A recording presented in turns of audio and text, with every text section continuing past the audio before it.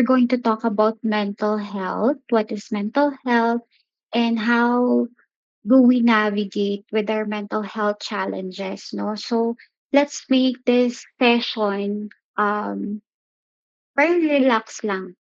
So para makapag-share din kayo.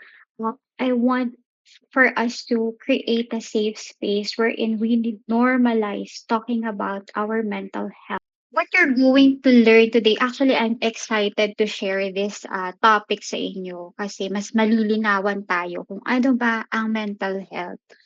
At meron palang mga mental health stages. So, pag-usapan natin yan, matututunan natin for today is the definition of mental health according to World Health Organization. What is mental health continuum? Factors affecting mental health issues, as well as ways to cope for a better work life. Okay, so let's start. Mental health, according to World Health Organization, is a state of well-being where an individual realizes their own abilities, copes with stress, works productively, and contributes to their community. So, mental health concerns are an everyday experience, okay? And facing mental health challenges is part of being human. Okay? So, let's move on dito sa ating next slide para mas maintindihan natin. So when we say mentally healthy, it's also like saying that we are physically, it's just like saying that we have physical health. So lahat tayo ay may mental health, okay? So yun yung kailangan nating maintindihan na palagi ko kasing naririnig na, oh, si Sir Denver may mental health, parang ganyan. So, pag sinabi nating mental health, lahat tayo may mental health just like we have physical. So, we are physically healthy if we are sick. We are physically ill if we have colds or flu, di ba? Our symptoms shows that we are physically ill, which means that there are indicators to say that you are physically ill. And just like um with our health battery then, we can also um uh put into parallel yung ating cellphone considering our battery. Kapagka fully charged, well-functioning battery, it indicates, 'di ba, optimal performance, much like for good mental health also. So over time, as your battery depletes or encounters issues, the phone's performance can decline. And it signals the need for recharging or maintenance, 'di ba? Parang tayo din 'yan. This mirrors how our mental health can fluctuate and require attention to maintain balance. So yan yung pag-uusapan natin. Ito, what is mental health continuum? Now, to better understand our mental health state, nabuo itong konsepto ng mental health continuum. So, the concept of mental health continuum comes from knowing that mental health is dynamic. So, hindi lang siya mentally healthy ako, mentally ill ako. Hindi lang siya dalawa. It's dynamic. It's constantly changing and influenced by various factors. Okay? So, ang mental health continuum is a way for us to understand our mental well-being. So it's a range that spans from feeling our best to facing serious mental health issues. And it shows that mental health is it isn't just about being healthy or being ill, but that people can also experience different levels of well-being, gaya ng nakikita nyo dito. And experiencing different levels of well-being, different times, depending on different factors and influences. So, mag-start tayo dito sa mentally healthy. So kapag ka mentally healthy ka, mentally healthy people have lower levels of anxiety. Kapagka even there are hardships and challenges, they can manage to choose to have a positive outlook in life. They can easily move on and they don't dwell on the negatives. So ang mood ng mga mentally healthy people is generally they are happy, they are satisfied, they are stable, they're goal oriented. And what this actually looks like is that you're excited about life, mentally healthy. And then when challenges come up, you can handle you can handle the stresses without, being having an anxiety or things like that. So there. So I hope naintindihan natin kapag sinabing healthy. So kayo na nakikita nyo kung ano ba yung mga mood symptoms and of course uh, how to maintain this spectrum is to apply self-care and support from your um, support system. Okay? So next, kapag ka naman nakikita natin naman medyo nagde-deteriorate, this is the reacting or surviving mode ang tinatawag. Ito yung between ka sa surviving and struggling. Kasi less energy ka na, you're functioning, but everything feels harder than it should dito sa reacting. And then yung motivation mo is inconsistent. Some days, you're on top of things, other days, you're just exhausted. So, pagka nasa reacting state ka na, you're less socializing. Kung nagwo-workout ka medyo ini-skip mo yon, tumatakas ka or your maybe yung sleep patterns mo din dito 'pag nandito ka sa reacting, parang parang napapansin mo sa sarili mo na, "Ay bakit gano'n yung sleep patterns ko, paiba-iba na." So you tell yourself that you're just tired or overwhelmed, yun yung sinasabi mo sa sarili mo. But you can, kaya ko naman 'to, kasi nagagawa ko naman, eh. I'm still getting things done. Pero actually, dito sa mental health continuum, ang reacting state is ito ang danger zone. Kaya ito yung mas kailangan tuunan natin ng pansin. This is where most people stay too long until they crash or they break down. Kaya if you find yourself somewhere in the reacting quadrant, kapag nararamdaman mo na itong mga feelings, symptoms na naka-indicate dito, mas hindi lang ito, mas general lang naman ito eh. But basically kapag sinabi mong reacting talagang, um, ito na yung feeling mo, you feel that you're not okay.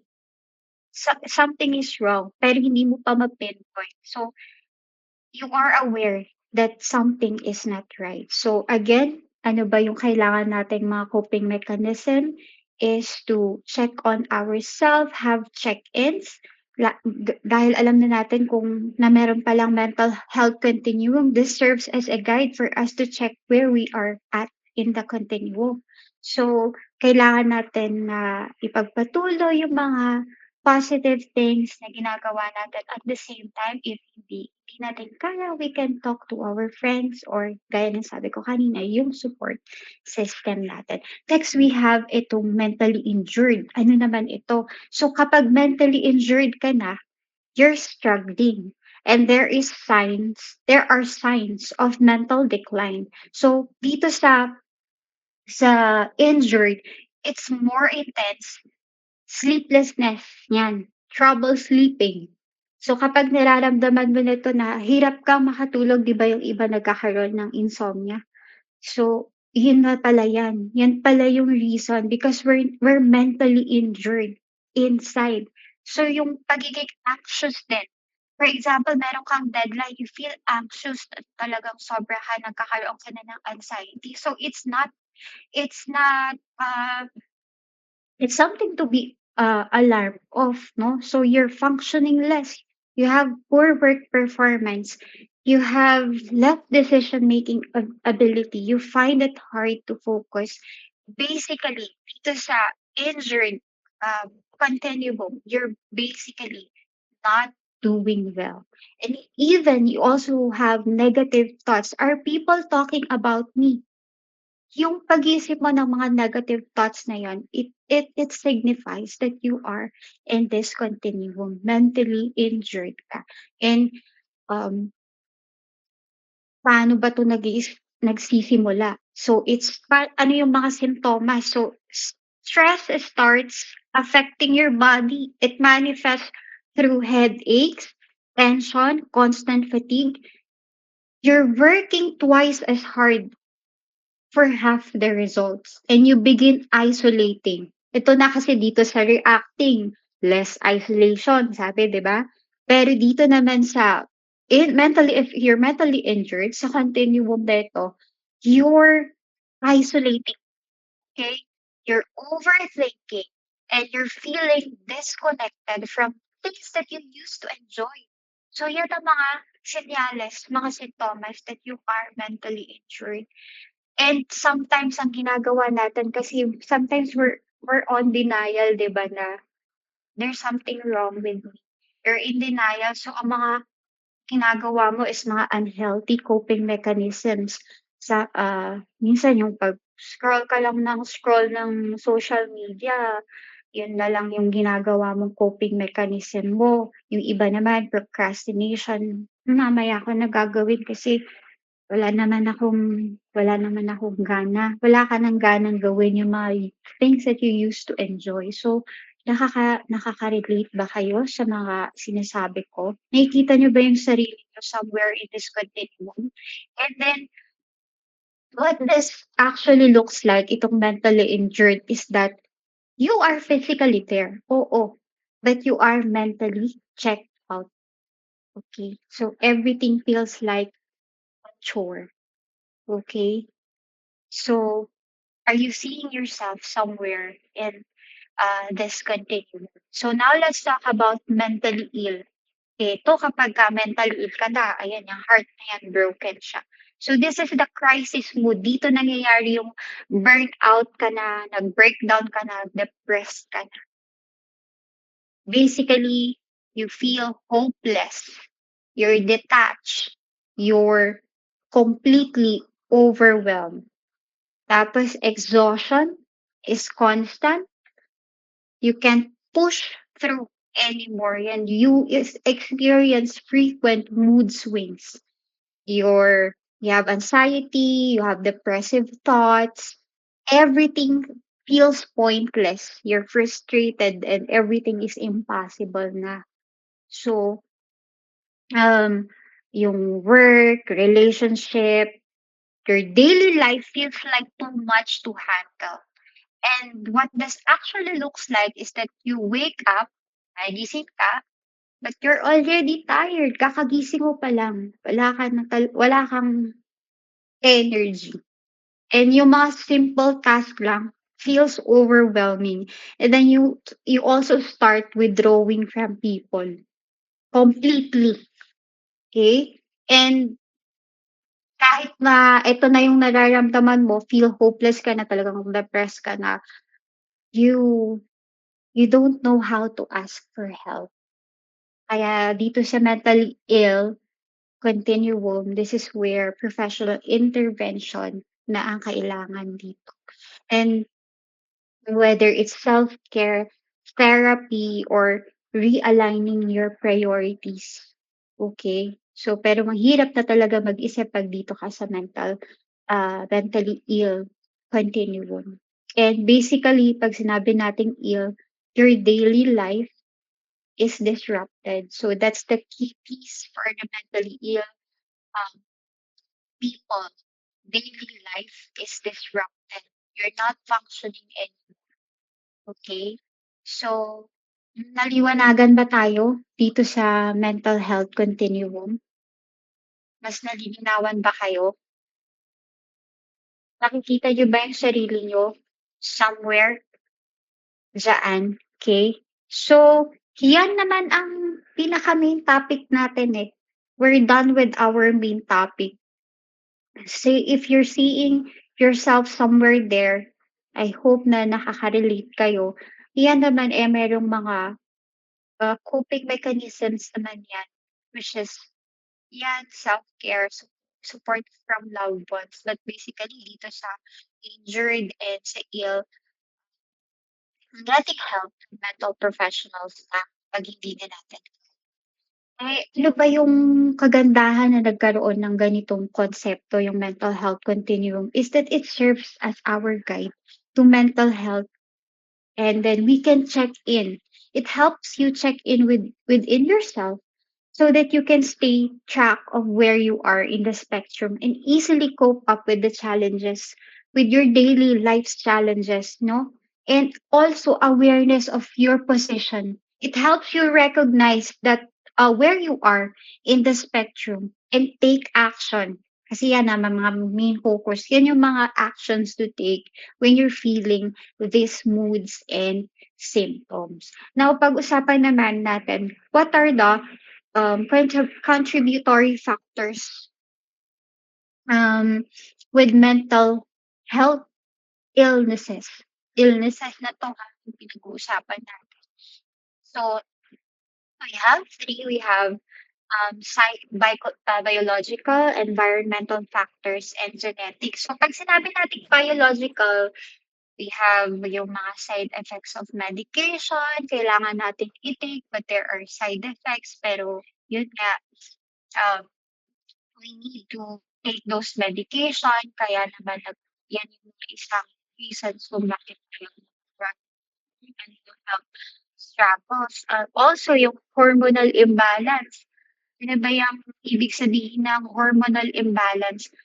For example, during the morning, um, yung stress levels natin during the morning, mas heightened siya. Bakit? Kasi because of hormonal imbalance, during the morning, our brain releases yung cortisol na tinatawag, cortisol hormone. Yung cortisol is a stress hormone. And the brain releases it, especially the highest levels in the morning, because it's supposed to help you move and take action for the day. And it also has something to do din with our circadian rhythm. Ano ba yung circadian rhythm natin? Binabalewala niyo yung body clock niyo. Iyan yung isa nagiging cause kung bakit, nagkakaroon tayo ng mga mental health issue kasi number one, mahalaga talaga yung tamang pagtulog, okay? So, could also be yung substance abuse, alcohol abuse, okay? Now, when we talk about environment factors, these are life events. So, ano ba yung mga environmental factors na, so it could be yung job loss, abusive relationships, yung mga changing schools. For example, sa mga bata, nagkakaroon din sila ng mental health problem kapagka lumipat ng schools yung mga bata. Hindi lang sa kanila, pati din naman sa mga adult yung paglipat ng bahay. For example, nasanay ka na doon eh. Kasi kapag sinabi nating mga stresses din, pag sinabi mong stress, ano ba ang stress? Ito yung reaction natin sa mga challenges na binibigay sa atin ng buhay, okay? So, nai-stress tayo dun. So, and even any life events that requires change and adaptation, i-stress tayo sa ganyang mga bagay kasi hindi nga tayo sanay doon sa gano'ng sitwasyon, okay? And it could also be genetic. So, hindi natin inaalis yung, contributory factor na this is genetic kasi some people have family history pala ng mga mental illness pero hindi tayo aware. Maybe sa mga kalolololohan natin namamana natin ito, okay? And later on na lumalabas yan sa mga generations ng mga anak-anak, okay? So I hope, maliwanag tayo when it comes to this, okay? So now we move on to the factors influencing reactions to stresses, okay? So number one, andito pa rin, ano ba yung what shapes how do we handle stress? 'Di ba? So number one, we have genes pa rin, nandito pa rin ang genes kasi 'pag sinabi mong genes, it runs in the family. Gaya ng sabi ko kanina, maybe someone was diagnosed with anxiety disorders. Is hereditary, it could be passed on. And our personalities too, of course, came from our parents kasi sila yung um, role model natin, 'di ba? Sabi diyan, observing and mirroring caregivers' reaction to various situations during childhood can shape one's stresses. Okay? So, for example, ang nung bata ka, ang parent mo nakita mo siya kung how to handle yung sa mga road rage, for example lang. Pagka pagka nasa traffic, yung bata nakikita yung tatay niya na gan gan nai-stress siya kapag sa sobrang traffic ta's nakikipag-away. For example, nakipag-away sa nakakasabay sa traffic. So, nakikita ng bata 'yan. So, role modeling, 'pag nakikita niya 'yan, most likely kapagka lumaki din siya, that's how he or she is going to handle situations like that. So, hindi lang naman sa traffic situation, even sa mga frustrations in life, 'pag nakikita ng mga bata na, "Ay, ganito yung parent ko kung pagka merong challenges sa buhay, gano'n ang reaction niya." Nakukuha nila yun. Then later on in life, ayan, yan yung mga, um, nasa-apply nila sa kanilang adulthood, okey? And also, 'wag nating kakalimutan itong mga emotional baggages. Ano ba yung emotional baggages? Carrying unresolved emotions and memories from past events. It can affect our current stresses or our current stress reaction, leading to a heightened emotional responses during challenging times. This is when you carry a lot of unresolved emotional experiences, feelings, and memories from past events. When the going gets tough, you just burst out of nowhere. Kaya minsan sa mga colleagues natin, later on kayo din mga interns pagka nagkaroon kayo ng katrabaho, meron naman kayong colleague na mabait naman talaga sila pero biglang out of nowhere, ba bakit nagtataka kayo bakit gano'n yung ugali nun? Bakit gumaganon siya? Wala siya sa Parang nagulat kayo na out of the blue kasi nga meron siyang emotional baggages. Ngayon na nagkaroon ng stresses hindi niya na ma-handle, bigla siyang lumabas. So this explains yung mga ganitong situation. So, yung pinakamagandang gawin natin ngayon na pinag-uusapan natin is that we should be understanding and i-practice natin yung empathy towards others kasi hindi natin alam na meron pala silang mga tama naman yung sinasabi natin, naririnig natin na word na lagi, may pinagdadaanan siya, okey? So, I hope, naintindihan niyo yung, ah, part na 'yan. So, let's move on sa ating, next topic, okey? So, sabi dito, seeking help is unselfish. It does not make you weak, it makes you human. And there are support coming from friends. You can approach churches. Yung iba talaga ginagawa nila ito, pumupunta sila sa mga churches, they ask for counseling sa mga advisors, spiritual advisors, counselors. And of course, yung iba naman, yung sabi ko kanina, kapag talagang hindi na kaya, mental health professional.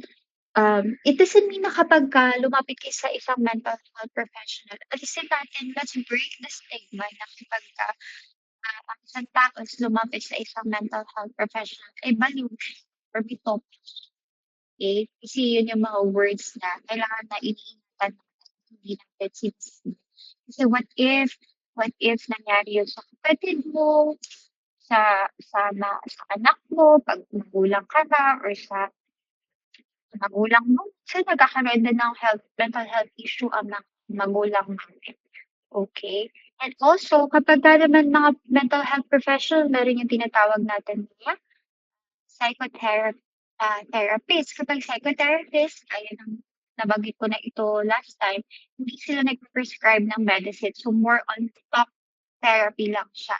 With psychiatrist, eto na yung nagpe-prescribe ng medicine, okay? So, sila yung mga licensed to prescribe medication, okay? So, I hope na, um, 'pag meron tayong nararamdaman, um, talk to our friends or sino man ang puwedeng lapitan, okay? Gaya ng mga nabanggit, okay? Now, meron akong gustong isang topic na gustong i-explain din sa inyo na kadalasan is ginagawa, guilty tayo sa mga ito. Ito yung toxic positivity na tinatawag.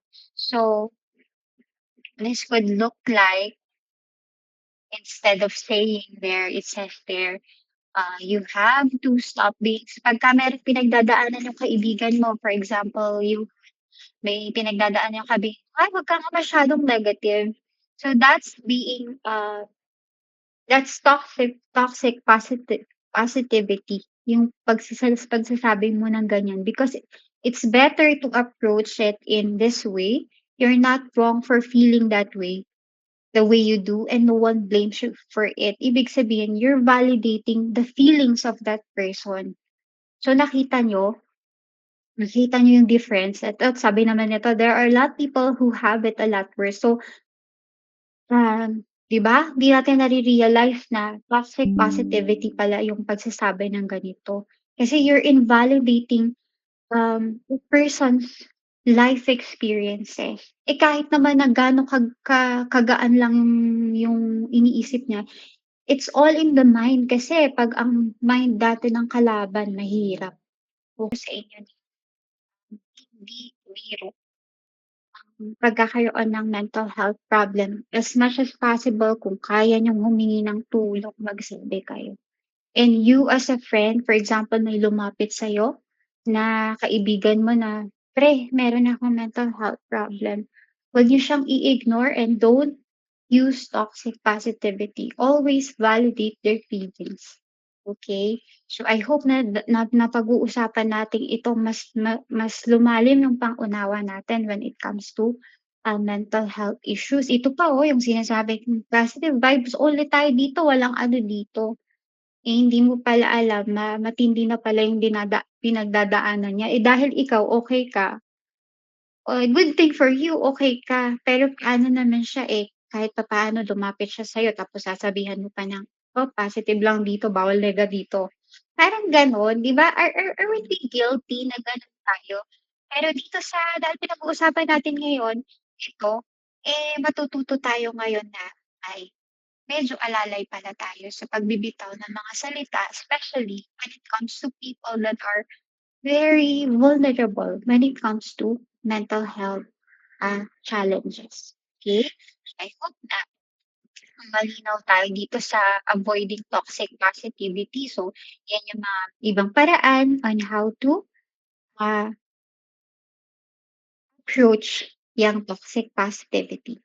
Okay? The next topic natin. So, dahil napag-usapan na natin yung mental health continuum, toxic positivity when it comes to supporting our loved ones or our friends and even our colleagues. Now, how do we, prioritize our mental health? So, ito yung mga physical activities na mga pwede nating gawin. Number one is yung exercising.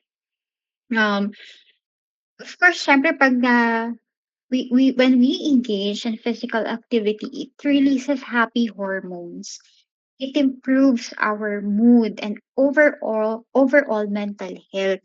Kaya naman sana 'wag nating pinagwawalang bahala. Kasi iyan pala ang apektado o yang mental health natin kapag wala tayong proper exercise, wala tayong proper sleep. Kasi kapag if you have adequate and quality sleep, mahalaga ito sa ating cognitive function and emotional regulation. It helps our body recover and manage stress more effectively.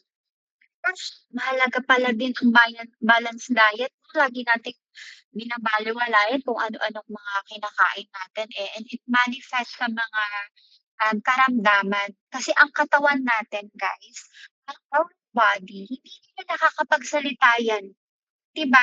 So, paano sila nagsasalita, ang katawan natin? Nagsasalita sila, kinakausap na nila tayo through symptoms. May sakit ka, kinakausap ka ng katawan mo, masakit ang ulo mo, anong sabi niya? "Oh, it's time to stop yung screen time, baka na-over ka sa screen time." So that's our body's way of, talking to us, yung mga nararamdaman natin na mga sintomas na lumalabas sa katawan natin, okay. So it's important that we have proper exercise, adequate sleep, balanced diet, and of course meron naman dito 'pag sa socialization naman, ng social connection, okay. Even if we're working remotely, still magkaroon tayo ng social connection hindi man sa ating mga colleague kung mahirap silang makasalamuha or baka busy din sila sa mga buhay-buhay, puwede naman ang loved ones natin, eh. Kung ano naman 'tong identified triggers. So if there are times na, nai-stress ka, be mindful na, "Oh, ito yung mga triggers ko." So, next is to sit with the pain. Ano namang ibig sabihin niyan? 'Pag sinabi mong sit with the pain, you talk about it, you feel it. Kasi meron yung mga tao na dini-deny nila sa sarili nila na, "Okey lang 'yan, kaya ko 'yan." Makaka-move on din ako diyan. Pero sa totoo lang pala deep inside hindi naman pala. You're just what you're doing kapag ginagawa mo yung dine-deny mo sa sarili mo na meron kang nararamdaman, you're suppressing it or minimizing your pain. You're prolonging yung emotional baggages mo, 'di ba pinag-usapan natin yung emotional baggages, we're carrying emotional baggages, pino-prolong mo lang lalo. Akala mo akala mo you're just being positive pero dito sa sitting with the pain, if you deny that of yourself, yun nga, mas lalong pinapatagal mo kasi meron yung mga iba na ganito, eh, hindi pa nila na-process. Kunyari, namatayan ka ng loved one, kasi yan din nangyari din sa akin, I'm sure sa iba din. Namatayan ka ng loved one, ngayon hindi mo pa siya na-process kasi dini-deny mo sa sarili mo, in denial ka. Now later on, after 3 months, biglang boom, dun mo na siya naramdaman. Bagsak na lahat, 'di ba?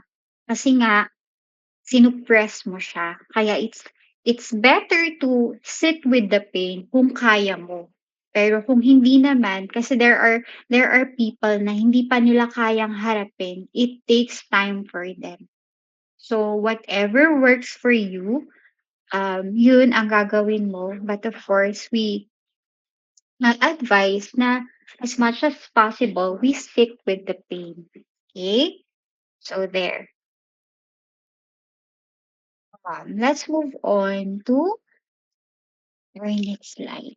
So ito lang naman yung mga simple truths natin. Ano ba yung ibig sabihin ng mga yan? So, self-acceptance, um, forgive yourself, be kind to yourself, let go and let God. If you don't, yung mga iba kasi they don't believe in God, eh.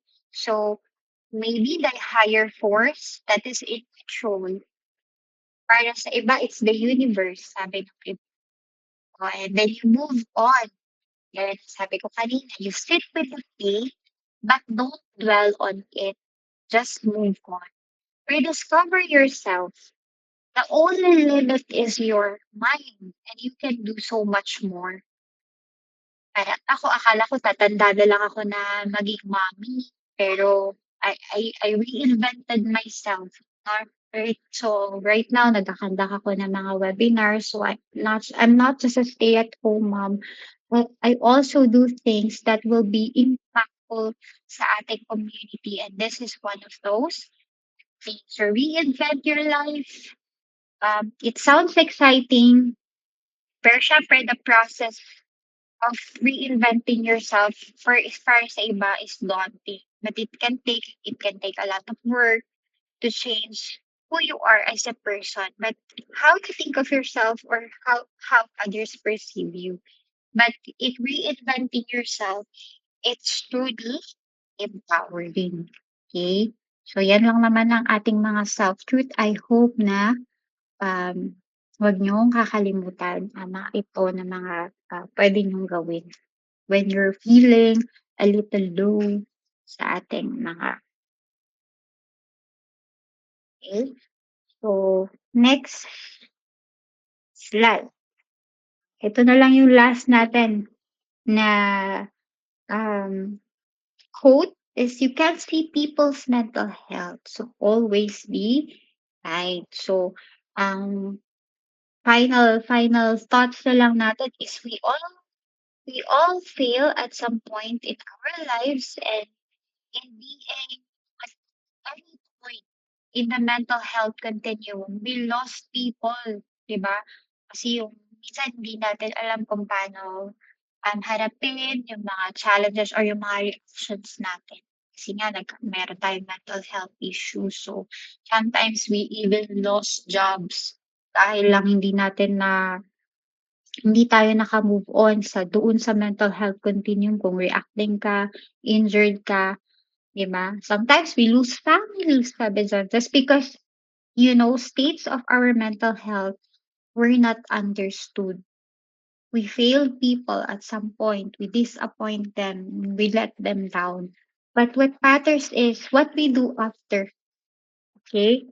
And knowing that this is me, this is here I am, you can take steps and catch the small signs early before they turn into crisis. Kaya I hope na balik tayo doon sa mental health continuum na yan. Work on ourselves and be better than yesterday. Yung isa pang sinabi ko kanina dito na nakalimutan kong banggitin sa inyo, etong role modeling, no? Na sinasabi natin kasi later on magiging parents kayo guys. Sila Derek, Joanna, later on magiging parents kayo. Mahalaga na as early as now, kung ano man yung mga emotional baggages nyo is ma-resolve na bago pa kayo magkaroon, okay? Kasi mas magiging mabuti kayong magulang. The good thing about knowing this is, yun nga, later on magiging magulang kayo, you should be able to work on yourselves first. Heal with your traumas. So you should, whatever traumas you have, you cannot pass it on to your children. Become cycle breakers, okay? And become smarter parents of your generation. And sana alisin din natin yung mentality na, "Ay, mahihina ang mga Gen Z. Eh, bakit yung anak ko naman Gen Z din siya, Gen Alpha pa nga yung dalawa." So, it's unfair to label ng itong mga future generation na mahina sila because hindi naman nila pinili na mabuhay dito sa generation. Because nung generation natin, we cannot compare because in our generation, our culture is different, 'di ba? Very different from today. Kasi ang generations today is, with all the technological advancements, exposed ang mga bata, ang mga teenagers, ang generation today is exposed with too much information overload. Even yung mga balita na hindi dapat nila nati-take or nakikita, they're exposed to it and they are not in control kasi it's in social media. Social media is part of their life now. And nabuhay sila sa generation na ito. And that's why I'm saying that it's unfair to label them as mahina sila. Because first of all, they did not choose na mabuhay sa generation. Kung siguro pinagbaliktad natin na kami millennial na buhay ngayon, it's still the same thing. Kasi nga, ang generation natin is advancement siya eh. Evolving siya. Continuously evolving. So, instead of dinadahilan natin yung using multi-generational. gap na yan, wag nating gamitin yung generation kasi, yung ate ko nagkasakit siya, not sure kung millennial ba siya, not sure. Kasi nga matanda na rin si ate ko, eh. So, it's not about it's not about generations, ha, kasi kung iisipin mas malala din nung time namin, eh, ang mental health. Hindi nga lang napag-uusapan. Ang kagandahan ngayon mas napag-uusapan, nano-normalize ang topic ng mental health and nagkakaroon ng mga communities wherein puwede ka ng lumapit if you feel that something's wrong with you, you can have support in different communities that promotes mental health awareness, 'di ba? So, kaya yung mga generational gap na yan is tanggalin natin yan na, kasi at kaming mga millennials, we're problematic with boomers. And then the Gen Z naman problematic with the millennials. So it's a cycle. Kaya maybe cycle breakers instead. Kasi nga we understand that technological advancements have positive and downside too. And it has nothing to do with generation. Okay? So, yun. Seeking help, sabi kanina, is an act of self-love. It does not make you weak. It makes you human. Okay? So, just remember if you're growing through something, know that we all do. Okay? Ha? No one is accepted. Know that now that you know about mental health states and the contributory factors affecting our mental health position, always remember that help comes in all forms. Friends, loved ones, churches, counselors, and professionals. And when you know that you cannot do it on your own, okay? Seek help. So thank you so much, everyone. I hope that this webinar has been enlightening and inspiring as well. I'll leave you with this quote that you can see people's mental health and always be kind to remind us to always be understanding and practice empathy towards others. Okay, so bye bye everyone and have a great day. Thank you po, ma'am.